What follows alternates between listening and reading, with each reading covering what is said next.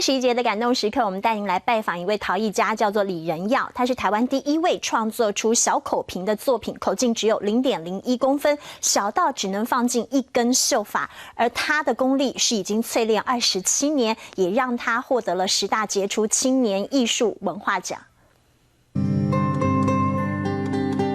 夏日午后，苗栗大湖这户人家门前，有人正在制作陶艺品，好几双眼睛紧盯着眼前这一位陶艺家李仁耀。他是台湾第一位创作出小口瓶的口径只有0.01公分。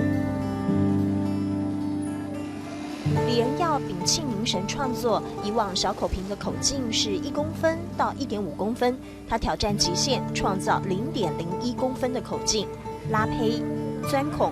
小到只能放进一根秀发，这功力练了27年，是无数次的失败造就了这番功夫。失败是接的事情啦，接的事情都多的，就是因为乡下嘅农人的嗰个环境啊，就唔严肃啊。 瓶身曲线圆润，瓶口小巧精致，黄金比例恰到好处。他得意地走向作品区，整面的柜子摆满了小口瓶，容器中空，象征有容乃大的精神。他因此荣获了10大杰出青年艺术文化奖。昨日的挫败还记在心上，但是他字典里没有放弃这2个字。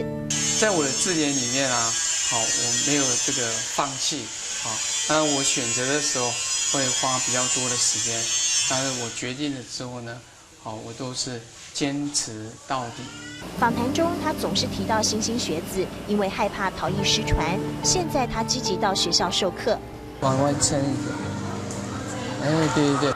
一个步骤，一个环节，亲自示范，还不忘提醒人生道理。我们不要怕失败，就要大胆的去，就是尝试。 李仁耀不希望陶艺是关起门来制作，建议政府应该设立相关科系，延续陶艺的生命。由这些莘莘学子，这个在继续的推广传承以后呢，国家有一个陶瓷艺术系。谢谢。曾经李仁耀的工作室遭祝融侵蚀，他期许自己要像陶土一样，熬过烈火，才能变成耀眼的艺术品。 这是客家子弟不轻易服输的个性。大肚瓶、小细颈，陶艺家的雄心壮志在高温烈火里形塑。一纸作品，心系一份传承。27个寒暑，成就0.01公分的感动时刻。